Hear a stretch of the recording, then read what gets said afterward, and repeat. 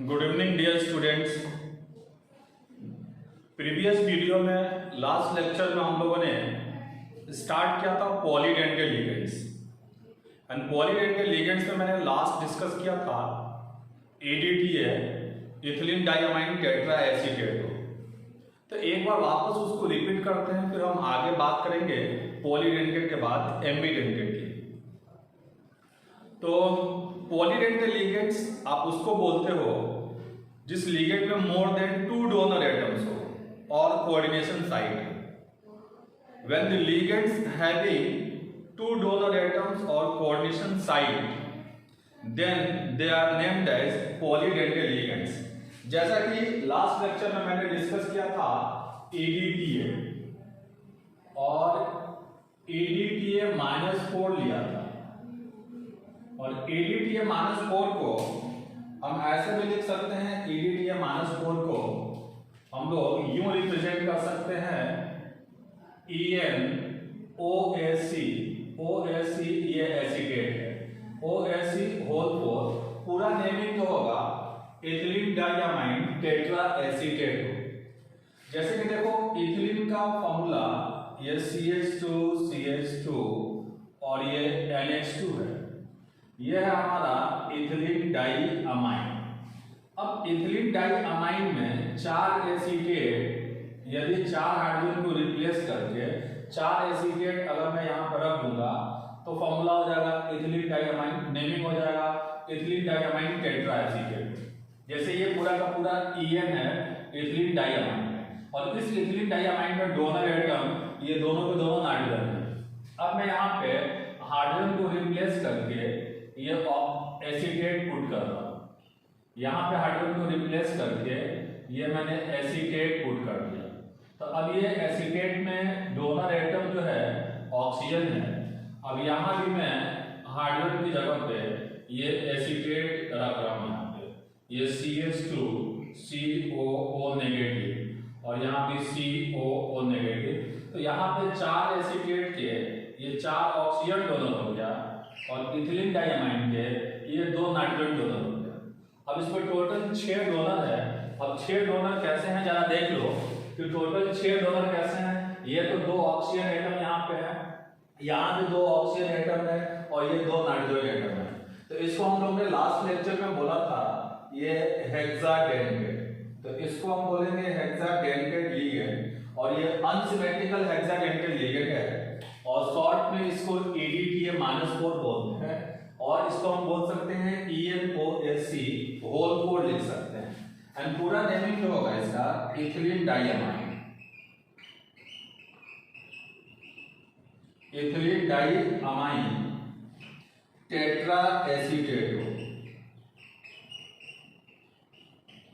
Ethylene diamine tetra acetate. अब 4 hydrogen की जगह पे हम लोग यहाँ पे रखे 3 हाइड्रोजन को रिप्लेस करें। जैसे कि देखो ये है आपके पास ये CH2 और ये N, यहाँ पे एक H को रहने दिया और यहाँ भी मैं क्या कर रहा हूँ ये ले लिया मैंने N और यहाँ पे जो हाइड्रोजन लगाना है इस हाइड्रोजन की जगह पे ये CH2 COO नेगेटिव लिया और यहाँ भी CH2 COO नेगेटिव लिया। अब यहाँ ऑक्सीजन डोनर है, ये ऑक्सीजन डोनर है, ये नाइट्रोजन डोनर है, ये नाइट्रोजन डोनर है। यहाँ पे मैंने एक एसीटेट ले लिया CH2 COO नेगेटिव। जब 4 एसीटेट था तो -4 चार्ज था। अब यहाँ पे 3 ही एसीटेट रखा है, ये हाइड्रोजन एज इट इज है। तो यहाँ पे टोटल डोनर कितना हो गया, ये तो 2 नाइट्रोजन डोनर हो गया और ये ऑक्सीजन, ये ऑक्सीजन, ये ऑक्सीजन, 3 ऑक्सीजन डोनर हो गए एंड 2 नाइट्रोजन डोनर हो गया। तो इसको शॉर्ट में हम बोलेंगे EDTA -3 और EDTA -3 जो होगा इसका पूरा नेमिंग होगा ये बीच में तो आपको ये इथिलीन डाइअमाइन दिख रहा, ये इथिलीन डाइअमाइन। अब यहाँ पे टोटल 3 एसीटेट है तो इथिलीन डाइअमाइन ट्राई एसीटेट बोलेंगे। एंड सिमिलरली हम क्या कर सकते हैं कि ये फॉर्मूला भी हम यूज कर सकते हैं। अब यहाँ पे देखो टोटल 5 डोनर है, 2 नाइट्रोजन डोनर है, 3 ऑक्सीजन डोनर है। तो इसको आप बोलोगे पेंटा, इसको आप बोलोगे पेंटाडेंटेड, पेंटाडेंटेड लिगेंड्स बोलेंगे इसको। और यहाँ पे टोटल 6 डोनर है, EDTA -4 है बेसिकली, तो टोटल 6 डोनर है, 2 ऑक्सीजन यहाँ पे, 2 ऑक्सीजन यहाँ पे, और ये 2 नाइट्रोजन। ये हेक्साडेंटेड है, लेकिन जब EDTA -3 होगा तो ये पेंटाडेंटेड लिगेंड होगा। अब सिमिलरली ये आप इसको ऐसे भी बना सकते हो कि CH2 और यहाँ पे ये N और ये H, फिर यहाँ ले लिया मैंने CH2 COO नेगेटिव, फिर यहाँ पे मैंने ये नाइट्रोजन, इसके साथ ये हाइड्रोजन, अब यहाँ पे ले लिया मैं CH2 COO नेगेटिव। अब देखो यहाँ पे ये एक ऑक्सीजन डोनर है, ये एक ऑक्सीजन डोनर है, और ये 2 नाइट्रोजन डोनर है, तो टोटल 4 डोनर एटम है। तो इसको आप बोलोगे टेट्राडेंटेड, इसको आप बोलोगे टेट्राडेंटेड लिगेंड। अब टेट्राडेंटेड लिगेंड है और टोटल चार्ज की अगर बात करेंगे तो आप देखो क्या है, ये तो है इथिलीन डाइअमाइन, इथिलीन डाइअमाइन, और इसके साथ 2 ही एसीटेट है, तो आप बोलोगे ethylene diamine, ethylene diamine di acetate हो, और इस पे चार्ज जो होगा -2 चार्ज होगा। तो यहाँ देखिए आप, यदि आप लेते हो EDTA -4, तो इसको तो हम बोलेंगे इथिलीन डाइअमाइन टेट्रा एसीटेट हो, और EDTA -3 है, इसका मतलब 3 एसीटेट है, और इसका नेमिंग हो जाएगा इथिलीन डाइअमाइन ट्राई एसीटेट हो, और EDTA -2 का मतलब है इथिलीन डाइअमाइन डाई एसीटेट हो, और इसके अंदर टोटल 4 डोनर है, और ये टेट्राडेंटेड है। अब ये टेट्राडेंटेड है, तो अगर रिंग की बात करेंगे तो कितने रिंग बनेंगे, तो अगर टेट्राडेंटेड है तो 3 रिंग बनेगा, और ये पेंटाडेंटेड है तो 4 रिंग बनेगा, और ये हेक्साडेंटेड है तो टोटल 5 रिंग बनेगा। अगर EDTA -4 की बात करेंगे तो 5 रिंग बनेगा, बट ध्यान रहे जब तक चार्ज मेंशन नहीं रहेगा तब तक आप EDTA -3 नहीं लोगे, EDTA -2 नहीं लोगे, ठीक है ना। बेसिकली EDTA -3 और EDTA -4 में कंफ्यूजन होगा। जब आपको कॉम्प्लेक्स में रखा होगा तो वहां पे लिख देगा EDTA, चार्ज मेंशन नहीं करेगा, और यहाँ पे लिख दिया जाएगा EDTA, चार्ज मेंशन नहीं करेगा। लेकिन जब तक चार्ज मेंशन नहीं होगा तब तक आपको ये एज्यूम करना है कि मुझे EDTA -3 नहीं मिला है, इनफैक्ट EDTA -4 मिला है। अगर EDTA -3 होगा तो वो क्वेश्चन में मेंशन किया जाएगा, ठीक ना। तो बेसिकली यहाँ पे 3 तरह का मैंने पॉलीडेंटेड लिगेंड दिया, एक EDTA -4 जो कि वेरी कॉमन होता है, और ये अकेला 5 रिंग बनाएगा, जैसा कि मैंने लास्ट क्लास में कोबाल्ट के साथ कॉम्प्लेक्स बना के दिखाया था कि बेसिकली एक EDTA जो होगा इसमें 6 डोनर होगा, तो 5 रिंग बनेंगे, और हर एक रिंग का साइज 5 मेंबर होगा। तो EDTA -4 को हम बोलेंगे इथिलीन डाइअमाइन टेट्रा एसीटेट हो, एंड EDTA -3 को हम बोलेंगे इथिलीन डाइअमाइन ट्राई एसीटेट हो, एंड EDTA -2 को हम बोलेंगे, ठीक ना, EDTA -2 को हम बोलेंगे इथिलीन डाइअमाइन डाई एसीटेट हो। ये पूरा इथिलीन डाइअमाइन है, NCH2CH2N, ये पूरा का पूरा ग्रुप जो है EN है, इथिलीन डाइअमाइन है, इसके साथ 2 एसीटेट लगा दिया तो एक साथ इसका नेमिंग जो होगा इथिलीन डाइअमाइन डाई एसीटेट हो, and ethylene diamine di acetate हो tetradentate, ethylene diamine tri acetate हो pentadentate, and ethylene diamine tetra acetate हो जो है ये हेक्साडेंटेड लिगेंड होगा, ठीक ना। बस मोस्ट कॉमन लिगेंड जो होता है EDTA में वो EDTA -4 होता है। यदि कहीं -3 दे रखा होगा तो चार्ज मेंशन करेगा, यदि EDTA लिगेंड दे रखा है और चार्ज नहीं दिया है तो आप ये मानोगे कि EDTA -4 एक टेट्रा एसीटेटो वाला लिगेंड है। अगर -3 दे रखा होगा तो चार्ज वहां पे मेंशन किया जाएगा, और चार्ज मेंशन नहीं है तो आपको ये मानना है कि EDTA -4 है, मतलब हेक्साडेंटेड लिगेंड है। EDTA -4 का मतलब 4 एसीटेट है और एक इथिलीन डाइअमाइन है, तो इथिलीन डाइअमाइन पे 2 नाइट्रोजन डोनर होंगे और एसीटेटो के 4 ऑक्सीजन डोनर होंगे, मतलब 4 एसीटेट के 4 ऑक्सीजन डोनर होगा। तो ध्यान रहे यदि आपको किसी कॉम्प्लेक्स कंपाउंड में ऐसे EDTA लिखा हुआ मिलेगा तो आप सोचोगे कि EDTA -4 ही है, ठीक ना। अगर -3 दे रखा होगा क्वेश्चन में तो आपको चार्ज मेंशन करना होगा, तो चार्ज मेंशन किया जाता है कि -3 है, ठीक है। तो मैंने यहाँ पे 3 और पॉलीडेंटेड लिगेंड दिया, EDTA -4, ethylene diamine tetra acetate हो, हेक्साडेंटल लिगेंड है। EDTA-3 ethylene diamine tri acetate हो, पेंटाडेंटल लिगेंड है। And EDTA-2 ethylene diamine di acetate हो, ये टेट्राडेंटल लिगेंड है। तो हम लोगों ने basically on the basis of charge मैंने डिस्कस किया था negative ligands, positive ligands, neutral ligands. फिर मैंने डिस्कस किया on the basis of number of donor atoms monodental ligands. उसके अंदर मैंने फिर डिस्कस किया फ्लेक्सीडेंटल लिगेंड्स, फिर बाइडेंटल लिगेंड्स, फिर मैंने लिया polydental ligands. And on the basis of number of donor atoms और कोऑर्डिनेशन साइट अब लास्ट हम लोग यहाँ पे डिस्कस करेंगे एम्बीडेंटेड लिगेंड्स।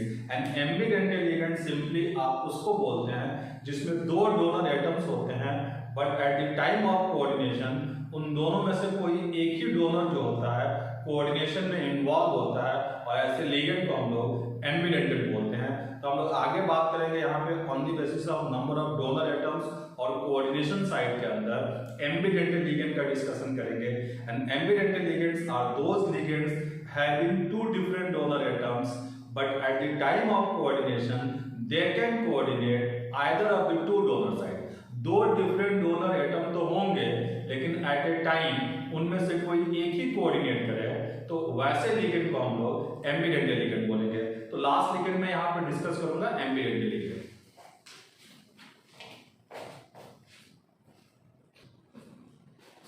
ओके, तो नेक्स्ट हम लोग यहाँ पे बात करेंगे एम्बीडेंटेड लिगेंड्स।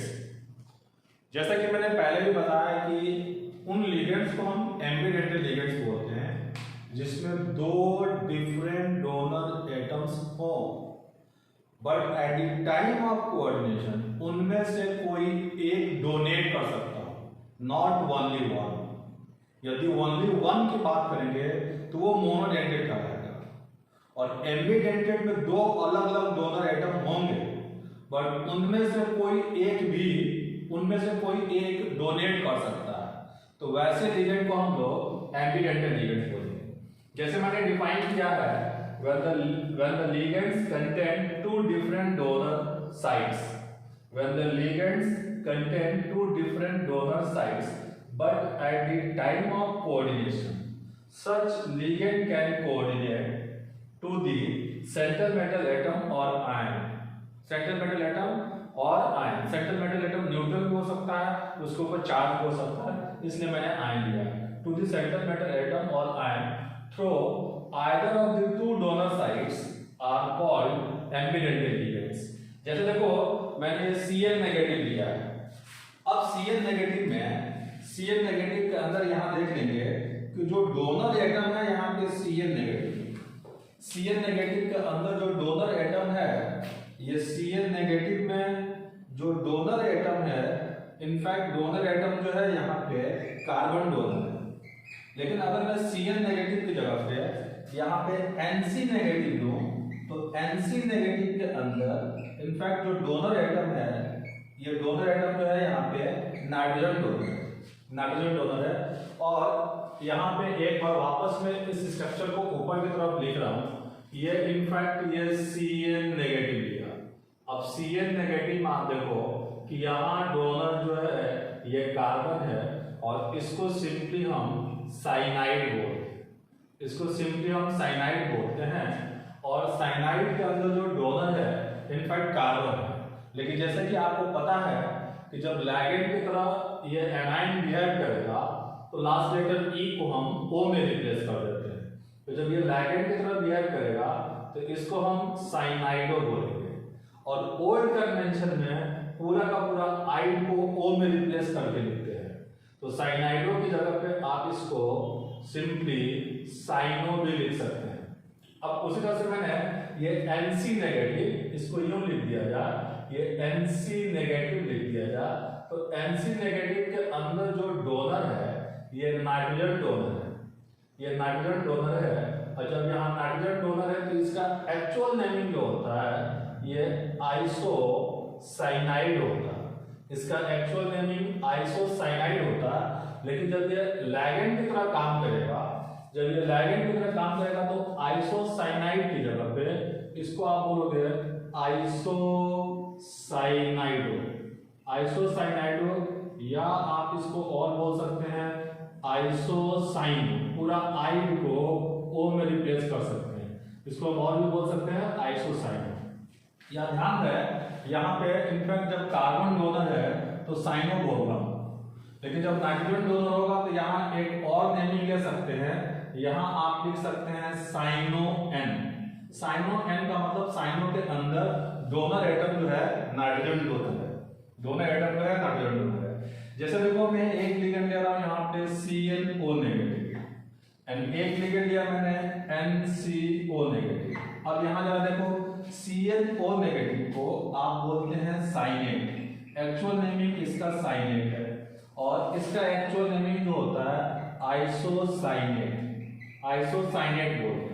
अब इस साइनेट के अंदर देख लें कि डोनर जो है इनफैक्ट ऑक्सीजन डोनर है, कार्बन डोनर नहीं है, क्योंकि कार्बन जो है अपने वैलेंस शेल के चारों इलेक्ट्रॉन को बॉन्डिंग के अंदर यूटिलाइज कर रखा है और कार्बन के पास लोन पेयर नहीं है, तो यहाँ डोनर जो है ऑक्सीजन डोनर है।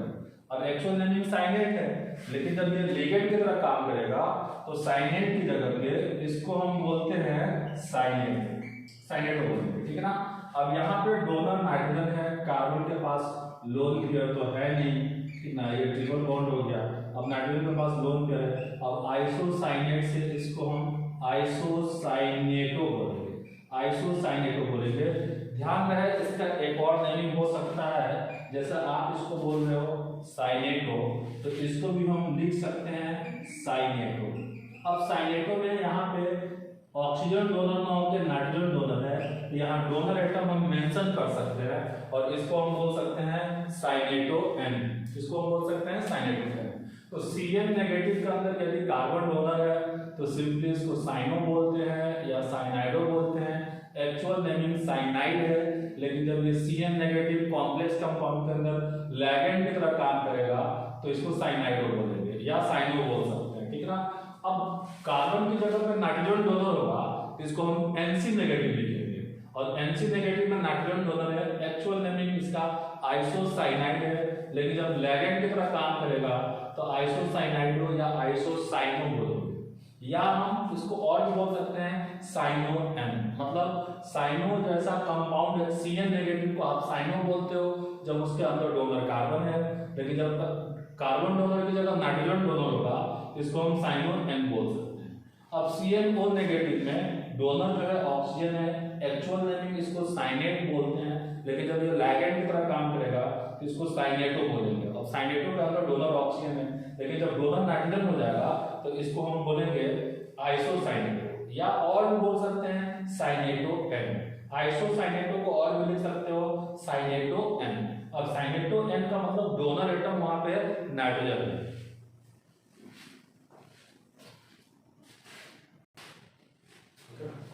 अब यहाँ पे हम लोग यदि ऑक्सीजन को रिप्लेस करके सल्फर पुट कर दें तो सल्फर पुट कर देने पे ये फॉर्मूला हो जाएगा CnS नेगेटिव, ठीक है। और यहाँ पर अगर मैं नाइट्रोजन को पहले लिखूं तो ये NCS नेगेटिव होगा, दोनों का अपना अलग अलग मीनिंग है।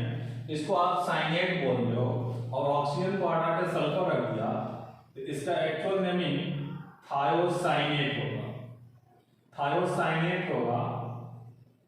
अब ये थायोसाइनेट के अंदर डोनर इनफैक्ट सल्फर है, कार्बन ही है, क्योंकि कार्बन के पास लोन पेयर प्रेजेंट नहीं है। कार्बन का वैलेंस शेल में 4 इलेक्ट्रॉन है और 4 का 4 इसने शेयरिंग कर दिया।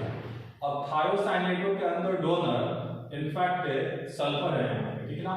लेकिन जब ये लैगेंड की तरह काम करेगा तो नो डाउट आप यहाँ पे लिखोगे E की जगह पे O लिखोगे, तो इसका नेमिंग हो जाएगा थायोसाइनेटो, थायोसाइनेटो सिंपली इसको बोलेंगे, या इसको आप ऐसे भी लिख सकते हो थायोसाइनेटो। अब थायोसाइनेटो में डोनर सल्फर है तो थायोसाइनेटो S लिख सकते हैं। अब NCS का नेमिंग जो होगा यहाँ पे आइसोथायोसाइनेट।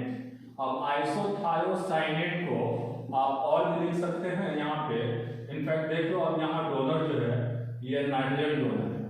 अब नाइट्रोजन डोनर है तो इसको आप ऐसे भी बोल सकते हैं, इसका नाम था थायोसाइनेटो तो इसको भी हम बोल सकते हैं थायोसाइनेटो। अब थायोसाइनेटो के अंदर डोनर नाइट्रोजन है तो थायोसाइनेटो N लिखेंगे, या इसको इसके बेसिस पे नेमिंग कर सकते हैं और भी इसका आइसोथायोसाइनेटो भी लिख सकते हैं, या यहाँ पे जैसे कि इसका नेमिंग है थायोसाइनेट, तो अब इसको भी बोल सकते हैं थायोसाइनेट। इसके साथ मेंशन करना होगा कि थायोसाइनेट के अंदर डोनर एटम जो है वो नाइट्रोजन एटम है, ठीक है ना। अब मैं जैसे देखो तो फॉर एग्जांपल मैंने ये NO2 नेगेटिव लिया और इस NO2 नेगेटिव को आप ऐसे ONO नेगेटिव भी लिख सकते हो। अब ये NO2 नेगेटिव में जरा आप देख लीजिए कि यहाँ पे जो डोनर एटम है ये किसी मेटल M को डोनेट कर रहा है एंड सिंपली इसका नाम है नाइट्राइट। इसका नाम है नाइट्राइट, एक्चुअल नेमिंग इसका नाइट्राइट है। तो जब ये लिगेंड की तरह काम करेगा तो ई लेटर को O में रिप्लेस कर देंगे और इस नाइट्राइट के अंदर डोनर एटम नाइट्रोजन है तो नाइट्राइट N लिख सकते हैं। नो डाउट जब लिगेंड होगा तो इस ई लेटर को हम O में रिप्लेस कर देंगे तो नाइट्राइटो N लिखेंगे। अब ONO के अंदर यहाँ पे डोनर एटम जो है, बेसिकली डोनर एटम जो है यहाँ पे ये ऑक्सीजन है। अब यहाँ पे इसका नेमिंग जो होगा किसी मेटल M को डोनेट कर रहा होगा, अब इसका नेमिंग जो होगा नाइट्राइटो N की जगह पे नाइट्राइटो O लिखेंगे। अब O का मतलब डोनर एटम ऑक्सीजन है और N का मतलब डोनर एटम जो है यहाँ पे नाइट्रोजन है, ठीक है। तो जरा मैं देखता हूँ कुछ और एग्जांपल लेता हूँ यहाँ पे एम्बिडेंट लिगेंड की, उसके बाद हम लोग आगे बात करेंगे थर्ड क्लासिफिकेशन पे, classification on the basis of electron pair donating and accepting tendency पे। जहां कहीं भी आपको ये पूरा नोट करना होगा वहां आप वीडियो को पॉज कर सकते हैं और पॉज करके आराम से इत्मीनान से आप नोट बना लेंगे अपना। और ये सारे के सारे डायग्राम जो है ये हमारे लिए इम्पोर्टेंट है, इनका चार्ज और इनका डेंसिटी वो आने वाले लेक्चर में हम लोग डिस्कस करेंगे, ठीक है। जैसे मैं एक लिगेंड और ले रहा हूँ एम्बिडेंट लिगेंड में, जैसे कि मेरे पास ये है H2O3 -2 एंड H2O3 को हम लोग सिंपली थायोसल्फेट बोलते हैं, इसको थायोसल्फेट बोलते हैं। तो यहाँ पे दो डोनर हो सकते हैं, एक तो सल्फर डोनर हो सकता है और एक ऑक्सीजन डोनर हो सकता है। तो जरा देख लो कि ये सल्फर डबल बॉन्ड सल्फर, फिर ये डबल बॉन्ड ऑक्सीजन और ये O नेगेटिव और ये O नेगेटिव है। अब यहाँ पे जब सल्फर डोनर होगा तो आप इसका नेमिंग करेंगे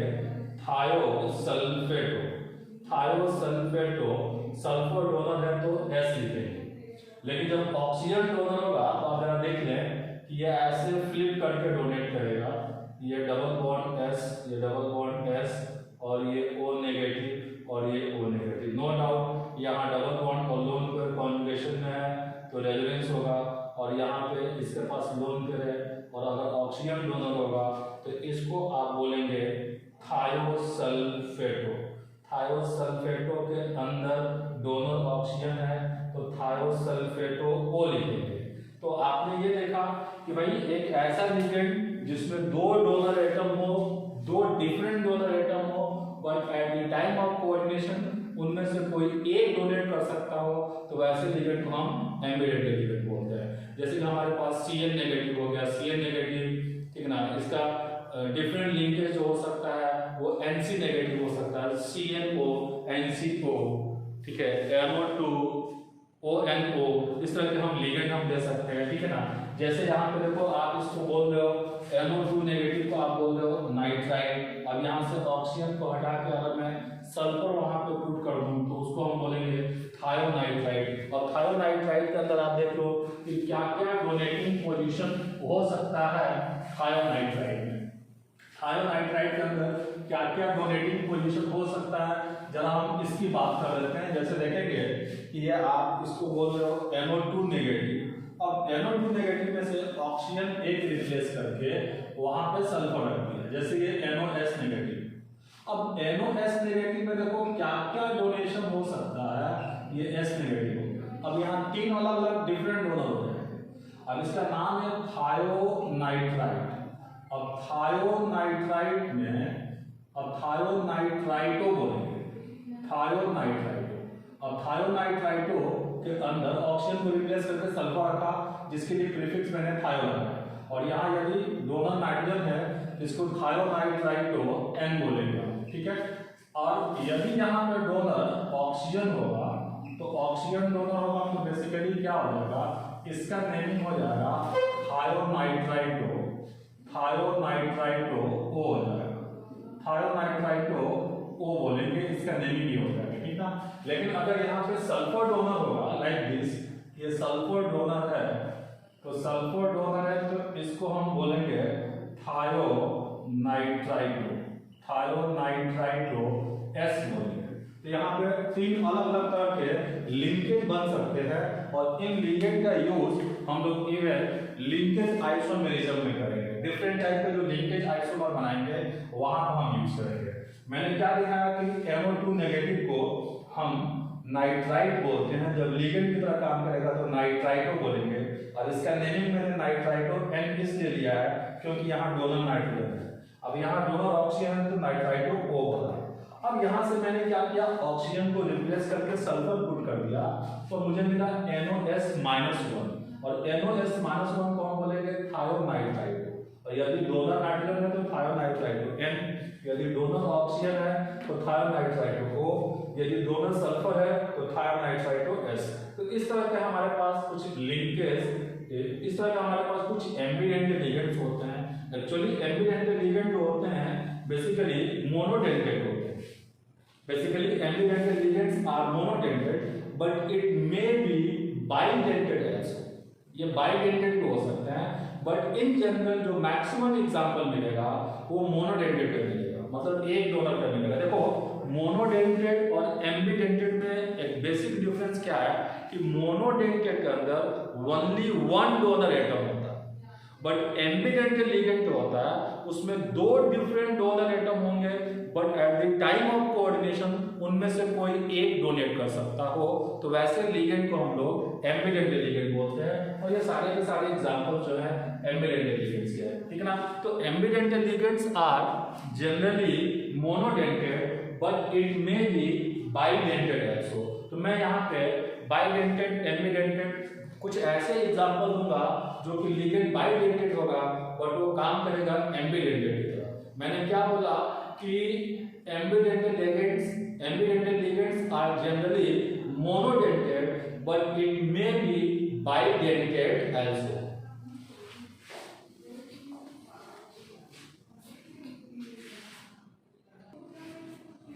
जैसे आप देख लें कि मैं यहाँ पे एक लिगेंड ले रहा हूँ C2O4-2, तो C2O4-2 ये एक बाइडेंटेड लिगेंड है और इसको हम बोलते हैं ऑक्सिलेटो, और इसके अंदर जो डोनर एटम है वो इनफैक्ट ऑक्सीजन डोनर है।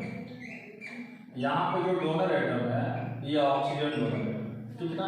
अब यहाँ से हम लोग क्या करें कि ऑक्सीजन को रिप्लेस करके यहाँ पर हम सल्फर पुट कर दें, कुछ ऐसा बना दें हम कहानी, ये डबल बॉन्ड कार्बन, ये डबल बॉन्ड सल्फर, और ये O नेगेटिव और ये O नेगेटिव, ठीक ना।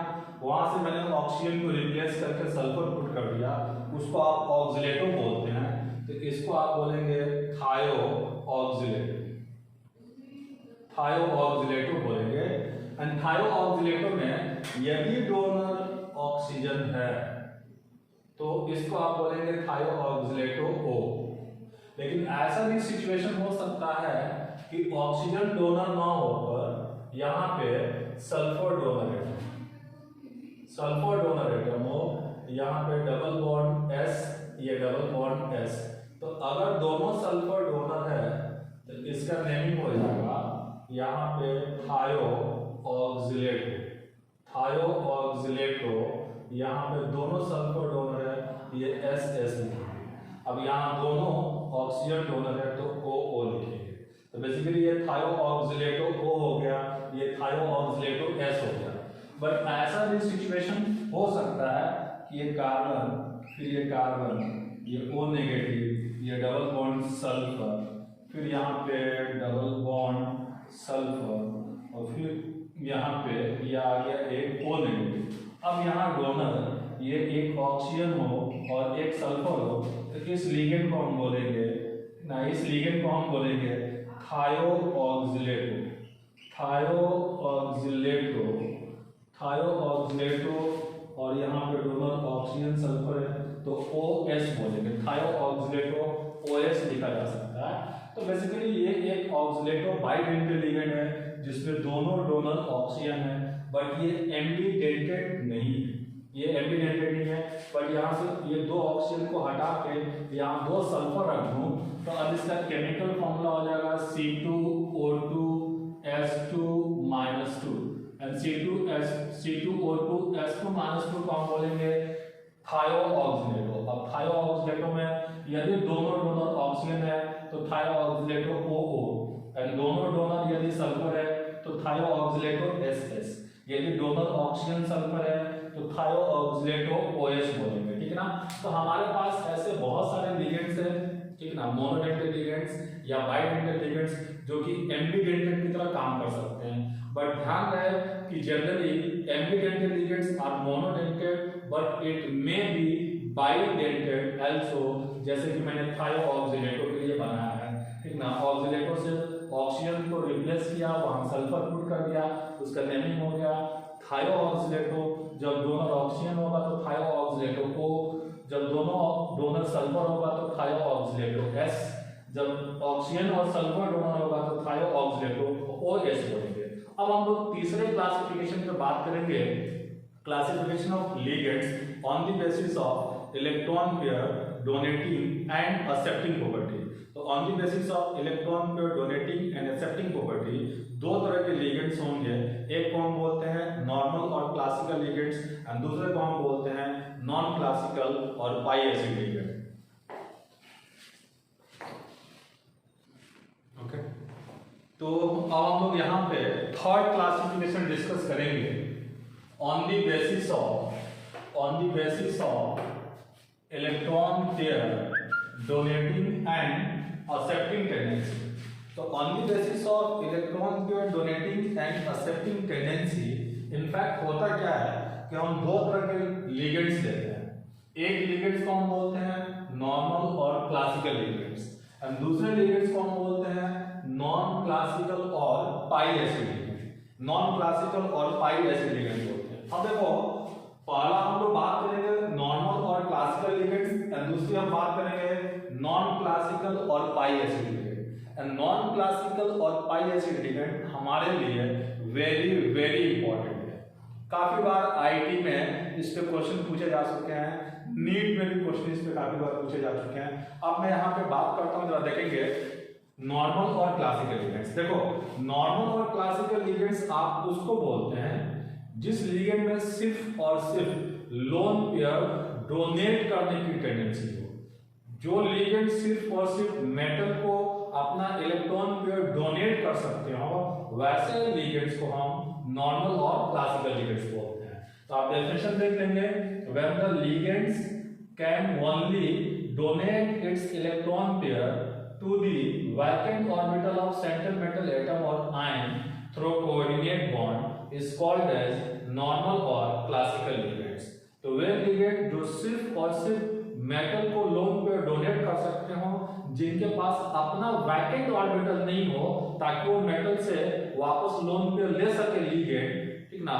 ऐसा लिगेंड जो सिर्फ और सिर्फ लोन पे डोनेट कर सकता हो, साइमल्टेनियसली मेटल से लोन पे ले नहीं सकता हो, सिर्फ लोन पे डोनर हो, वैसे लिगेंड को हम लोग नॉर्मल और क्लासिकल लिगेंड्स बोलेंगे। जैसे हमारे पास H नेगेटिव है, OH नेगेटिव है, NH3 है, H2 है, NH2 माइनस है, NH-1 है। तो ऐसे बहुत सारे लिगेंड्स होंगे जो सिर्फ और सिर्फ लोन पे डोनर होंगे, वैसे लिगेंड्स को हम लोग नॉर्मल और क्लासिकल लिगेंड्स बोलते हैं। अब मैं बात कर रहा हूँ एक very very important ligands non classical और पाई एसिड लिगेंड्स। अब ध्यान देना यहाँ पे, when the ligands donate their electron pair to the vacant orbital of central metal atom or ion through coordinate bond and simultaneously accept electron pair from the field orbital of central metal atom or ion through back bond into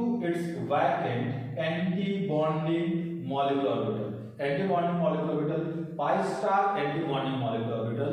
Then such type of ligands are called as pi acid or non-classical ligands. मतलब when the ligands can donate their electron pair to the vacant orbital of central metal atom or ion, to the vacant orbital of central metal atom or ion through coordinate bond, and simultaneously accepting electron pair through back bond into its vacant anti-bonding molecular orbital, then such type of ligands are known as non-classical और pi acid ligand. वैसे ligand जो lone pair donate करने के साथ metal के filled orbital से अपने anti bonding vacant orbital में इलेक्ट्रॉन पेयर एक्सेप्ट कर सकता हो, वैसे लिगेंड को हम लोग नॉन क्लासिकल और पाई एसिड लिगेंड बोलते हैं। एक बार वापस में लिगेंड को, ये नॉन क्लासिकल और पाई एसिड लिगेंड को मैं रीड कर रहा हूँ। When the ligands donate their electron pair to the vacant orbital of central metal atom or ion through coordinate bond and simultaneously accept electron pair from the field orbital of central metal atom or ion through back bond into its vacant anti-bonding molecular orbital are called as non-classical or pi acid ligand. अब ये non-classical और pi acid ligand कौन-कौन से ligand है, मैं इसकी अभी बात करता हूँ।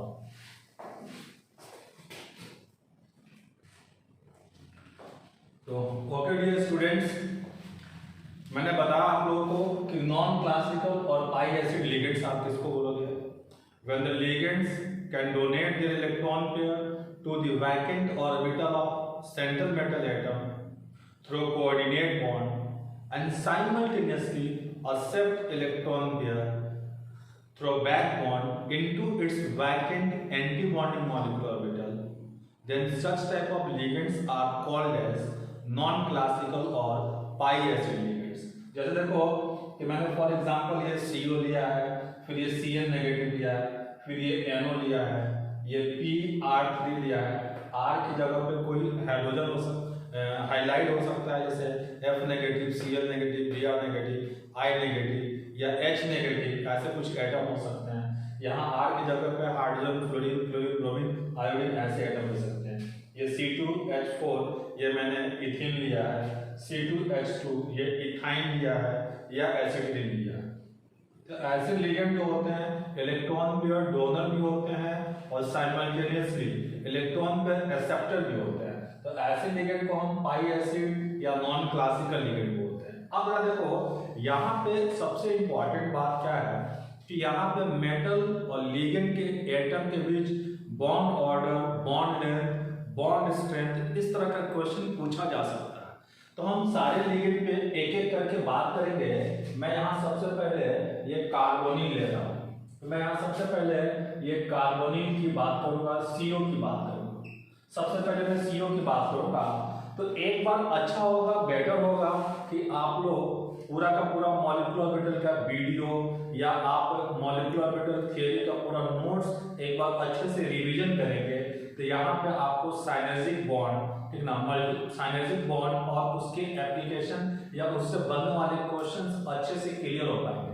एक बार आप टोटल अच्छे से रिवीजन कर लो कि बॉन्डिंग मॉलिक्यूलर ऑर्बिटल क्या होता है और एंटी बॉन्डिंग मॉलिक्यूलर ऑर्बिटल क्या होता है, उसको अच्छे से आप एक बार पढ़ लोगे bond order, bond length and bond strength को, तो यहाँ पे नॉन क्लासिकल लिगेंड्स को समझना इजी हो जाएगा। तो नॉन क्लासिकल लिगेंड्स में मेरे पास है CO, Cn, NO, PR3, C2H4, C2H2 और भी बहुत सारे नॉन क्लासिकल लिगेंड्स होते हैं, मैं आगे बात करूंगा। यहाँ PR3 के जगह पे, R की जगह पे यहाँ पे आप फ्लोरीन, क्लोरीन, ब्रोमीन, हाइड्रोजन ऐसे एटम ले सकते हैं, ठीक ना। तो जैसे कि मैं सबसे पहले CO की बात कर रहा हूँ, कार्बोनिल की बात कर रहा हूँ। तो देखो कार्बोनिल का इनफैक्ट बॉन्ड ऑर्डर जो होता है, कार्बोनिल का बॉन्ड ऑर्डर जो होता है ये 3 होता है। मतलब कार्बन ऑक्सीजन के बीच यहाँ पे 3 बॉन्ड होते हैं और इसका हाईली एनर्जेटिक इलेक्ट्रॉन जो होता है नॉन बॉन्डिंग मॉलिक्यूलर ऑर्बिटल में होता है। और यहाँ पे कार्बन के पास लोन पेयर है। इनफैक्ट ये कोऑर्डिनेट बॉन्ड होता है, ये इनफैक्ट कोऑर्डिनेट बॉन्ड होता है और कार्बन के पास एक लोन पेयर होता है। तो इस कोऑर्डिनेट बॉन्ड को, कार्बन मोनोऑक्साइड के अंदर इस कोऑर्डिनेट बॉन्ड को हम सिंपली कोवलेंट बॉन्ड ही दिखाते हैं। और कार्बन के पास एक लोन पेयर होता है, ठीक है ना। और हाईली एनर्जेटिक इलेक्ट्रॉन इसका जो होता है नॉन बॉन्डिंग मॉलिक्यूलर ऑर्बिटल में होता है। ये bonding, anti bonding, non bonding की समझ तब आएगा जब एक बार आप अच्छे से मॉलिक्यूलर ऑर्बिटल थ्योरी को रिवाइज करोगे, ठीक है ना। वीडियो लेक्चर को भी देख सकते हैं, एग्जाम पैड वाले वीडियो लेक्चर में मैंने अच्छे से मॉलिक्यूलर ऑर्बिटल थ्योरी पढ़ाया है, उसको भी आप रिपीट कर सकते हैं, अपने नोट्स को देख सकते हैं।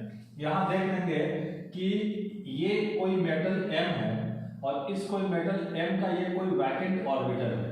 तो पहले होता क्या है कि ये कार्बोनिल जो होता है, ये कार्बन मोनोऑक्साइड जो होता है, ये पहले अपना इलेक्ट्रॉन पेयर इसके खाली ऑर्बिटल में डोनेट करता है। अब साइमल्टेनियसली क्या होता है कि ये मेटल जो होता है, ये मेटल जो होता है अपने फील्ड d ऑर्बिटल से, ये भरा हुआ इसका d ऑर्बिटल है, अपने फील्ड d ऑर्बिटल से ये कार्बोनिल के vacant anti bonding molecular orbital, ये जो ऑर्बिटल है ये है इनफैक्ट वैकेंट एंटी बॉन्डिंग। ये जो ऑर्बिटल है इनफैक्ट ये है vacant anti bonding, vacant anti bonding molecular orbital है। ये जो ऑर्बिटल है vacant anti bonding molecular orbital है और इसको आप बोलोगे वैकेंट पाई स्टार ABM। ये पाई स्टार ABM हो, ठीक ना। एंटी बॉन्डिंग मॉलिक्यूलर ऑर्बिटल को हम स्टार से रिप्रेजेंट करते हैं, वैकेंट पाई स्टार ABM हो, ये खाली है। तो होता क्या है कि ये लिगेंड जो होता है पहले मेटल के खाली ऑर्बिटल में इलेक्ट्रॉन पेयर डोनेट करता है और फिर मेटल जो होता है अपने फील्ड ऑर्बिटल से इसके एंटी बॉन्डिंग के अंदर, इसके एंटी बॉन्डिंग के अंदर इलेक्ट्रॉन पेयर ट्रांसफर करता है। तो ये जो पहला बॉन्ड बना होगा ये सिग्मा बॉन्ड है और ये दूसरा बॉन्ड जो है इनफैक्ट पाई बॉन्ड है। और जैसा कि मैंने केमिकल बॉन्डिंग में डिस्कस किया हुआ है कि जब कोई मेटल किसी एडजेसेंट ग्रुप के वैकेंट ऑर्बिटल में जब बैक डोनेशन करता है तो ऐसे बॉन्डिंग को हम बैक बॉन्ड बोलते हैं, ऐसे बॉन्डिंग को हम बैक बॉन्ड बोलते हैं। तो इनफैक्ट जो वैकेंट ऑर्बिटल है इनफैक्ट इसका ये पाई स्टार एंटी बॉन्डिंग है और इनफैक्ट ये जो pi star 2p y vacant है या pi star 2p z vacant है। तो पाई स्टार 2p y और पाई स्टार 2p z में इनफैक्ट कार्बोनिल के पाई स्टार 2p y और पाई स्टार 2p z में ये मेटल M जो होगा अपना इलेक्ट्रॉन पेयर ट्रांसफर करेगा। तो यहाँ पे इनफैक्ट जो बॉन्डिंग हो रहा है, ये बॉन्डिंग ये देखो कि ये कोई मेटल है और ये कार्बोनिल है, ये कार्बोनिल है, मेटल और कार्बोनिल। तो कार्बोनिल पहले ये सिग्मा डोनर है, ये पहला बॉन्ड सिग्मा बॉन्ड बनाया, फिर ये मेटल बैक डोनेशन करके इसके एंटी बॉन्डिंग में इलेक्ट्रॉन पेयर ट्रांसफर कर रहा और ये पाई बॉन्ड है। और ये सिग्मा और ये पाई, ये दोनों बॉन्ड एक साथ कहलाते हैं साइनर्जिक बॉन्ड। साइनर्जिक बॉन्ड कहलाते हैं या इसी को हम लोग साइनर्जिक इफेक्ट बोलते हैं।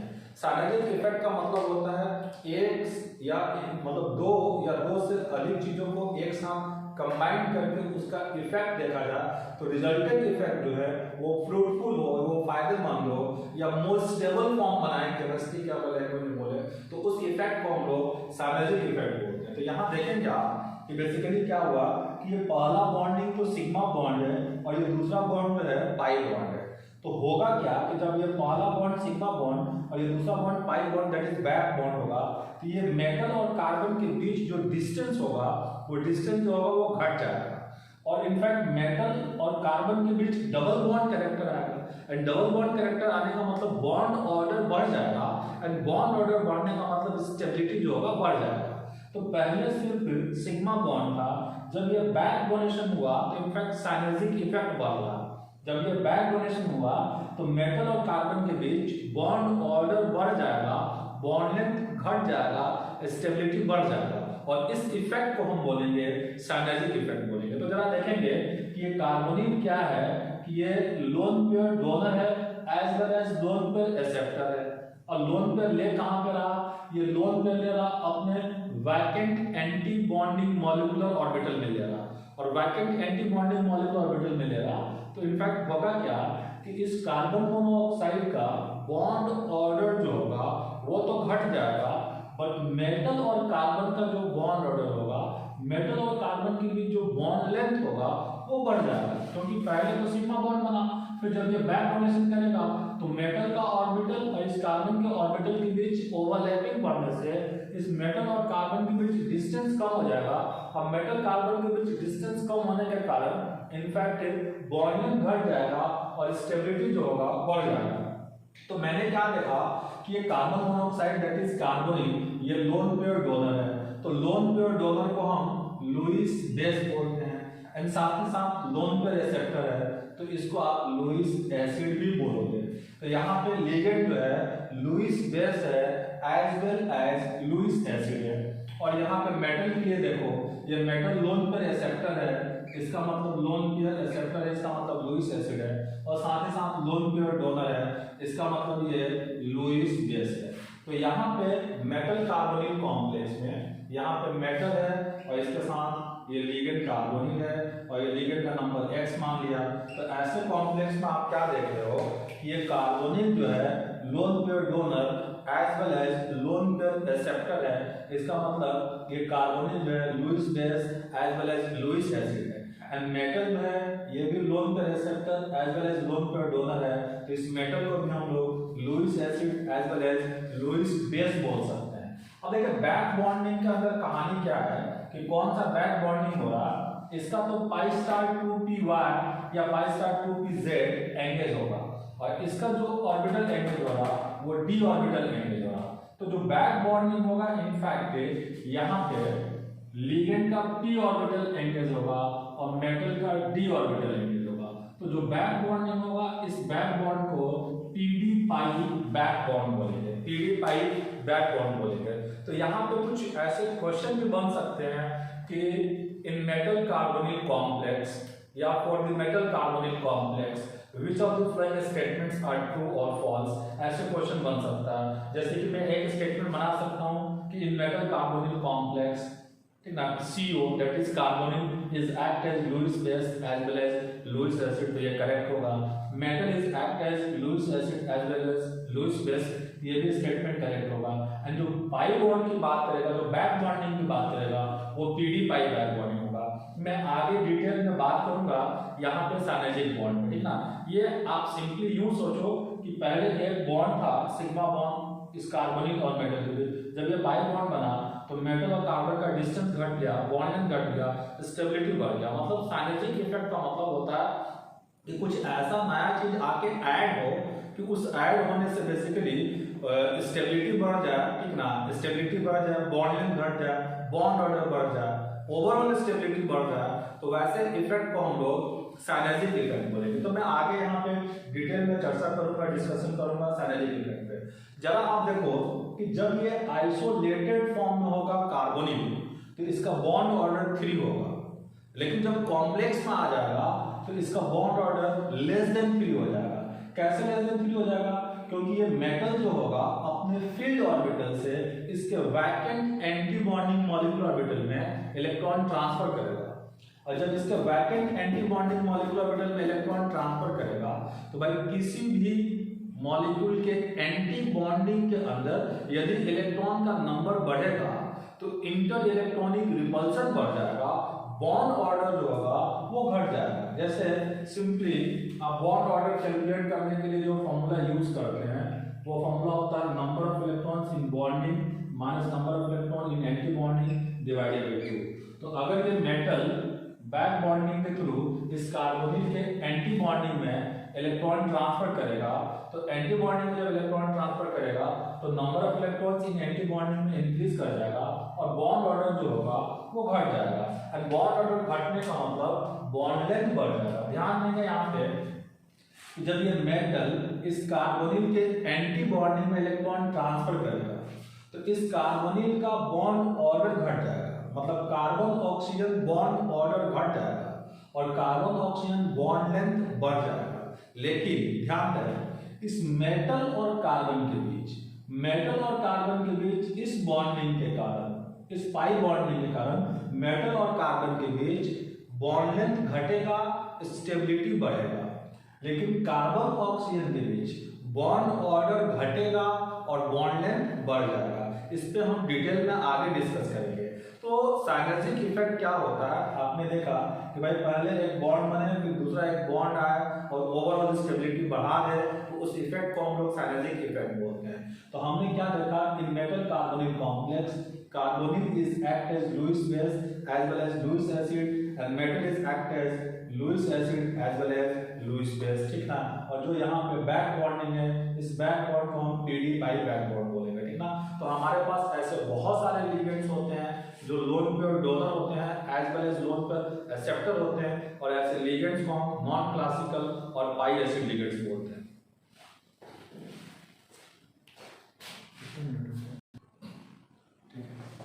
तो इस एग्जांपल को आप अच्छे से नोट कर लेंगे कि कार्बोनिल के एंटी बॉन्डिंग ऑर्बिटल में ये मेटल जो है बैक डोनेशन कर रहा है, ठीक है ना। इसको अच्छे से नोट कर लेंगे। एंड साइनर्जिक इफेक्ट का हम लोग अगले क्लास में डिटेल में बात करेंगे। एक बार आप लोग अच्छे से मॉलिक्यूलर ऑर्बिटल थ्योरी को रीड कर लें, पढ़ लें, फिर आगे हम डिस्कशन करेंगे। एंड सारे जो भी हमने CO, CN, NO, PR3, C2H4, C2H2 इन सब पे हम एग्जांपल लेंगे। And most of the example में आपको जो क्वेश्चंस मिलेंगे वो बॉन्ड ऑर्डर पे, बॉन्ड लेंथ पे, स्टेबिलिटी पे मिलेगा, ठीक है ना। जैसे कि मैं यहाँ पे बात कर रहा हूँ कि जब ये carbon monoxide that is carbonyl, जब ये आइसोलेटेड फॉर्म में होगा तो कार्बन ऑक्सीजन के बीच बॉन्ड ऑर्डर जो होगा वो 3 होगा। यहाँ कोऑर्डिनेट बॉन्ड होता है, आप इसको कोवलेंट बॉन्ड भी लिख सकते हैं।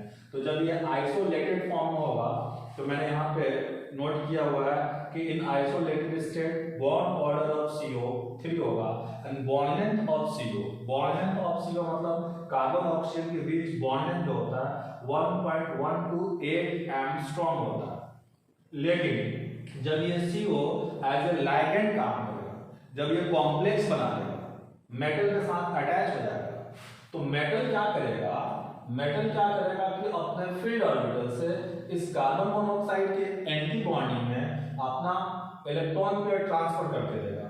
तो जब इसके एंटी बॉन्डिंग में इलेक्ट्रॉन का नंबर, जब इसके एंटी बॉन्डिंग में कार्बन मोनोऑक्साइड के एंटी बॉन्डिंग इलेक्ट्रॉन का नंबर बढ़ेगा तो इनफैक्ट बॉन्ड ऑर्डर घट जाएगा, ये CO बॉन्ड ऑर्डर घट जाएगा और बॉन्ड लेंथ जो होगा बढ़ जाएगा। अब ध्यान देंगे कि मैंने इसके लिए क्या बोला कि इन metal carbonyl complex bond order of CO less than 3 होगा and bond length of CO greater than 1.128 angstrom होगा। मतलब बॉन्ड ऑर्डर तो घट जाएगा एंड बॉन्ड लेंथ बढ़ जाएगा। अब यहाँ पे क्वेश्चन क्या होगा कि आपको 4-5 मेटल कार्बोनिल कॉम्प्लेक्स दिए जाएंगे और में पूछा जाएगा कि कहाँ पे कार्बोनिल CO का बॉन्ड ऑर्डर हाईएस्ट है, लोएस्ट है, कहाँ पे बॉन्ड लेंथ हाईएस्ट है, लोएस्ट है। तो ये चेक करने के लिए आपको देखना होगा कि कौन सा मेटल जो होगा कार्बोनिल के एंटी बॉन्डिंग ऑर्बिटल के अंदर बहुत अच्छे से इलेक्ट्रॉन ट्रांसफर करेगा। जो बेटर तरीके से इलेक्ट्रॉन ट्रांसफर करेगा तो कार्बोनिल के एंटी बॉन्डिंग में इलेक्ट्रॉन का नंबर बढ़ा देगा, और इलेक्ट्रॉन का नंबर बढ़ाने से बॉन्ड ऑर्डर ज्यादा घटाएगा, और बॉन्ड ऑर्डर ज्यादा घटाएगा इसका मतलब बॉन्ड लेंथ जो होगा बढ़ा देगा। तो हमें देखना होगा आगे आने वाले क्लास में कि कैसे मेटल्स जो होते हैं वो कार्बोनिल के एंटी बॉन्डिंग में इलेक्ट्रॉन डेंसिटी ज्यादा बढ़ाएंगे। नो डाउट जिन मेटल पे नेगेटिव चार्ज रहेगा उनमें बैक डोनेशन करने की टेंडेंसी या इलेक्ट्रॉन पेयर डोनेट करने की टेंडेंसी ज्यादा होगा, और इलेक्ट्रॉन पेयर डोनेट करने की टेंडेंसी ज्यादा होगा तो कार्बोनिल का बॉन्ड ऑर्डर ज्यादा घटेगा, बॉन्ड लेंथ ज्यादा बढ़ेगा, ठीक है ना। एंड सबसे लेस बैक डोनेशन करने की टेंडेंसी जो होगा उन मेटल में होगा जो मेटल पॉजिटिवली चार्ज हो। तो सबसे अच्छा back donation negatively charge metal करेगा, फिर न्यूट्रल मेटल करेगा, फिर पॉजिटिवली चार्ज मेटल करेगा। तो नेक्स्ट वीडियो में हम लोग इस पे क्वेश्चन करेंगे, बॉन्ड ऑर्डर, बॉन्ड लेंथ की बात करेंगे, बॉन्ड स्ट्रेंथ की बात करेंगे।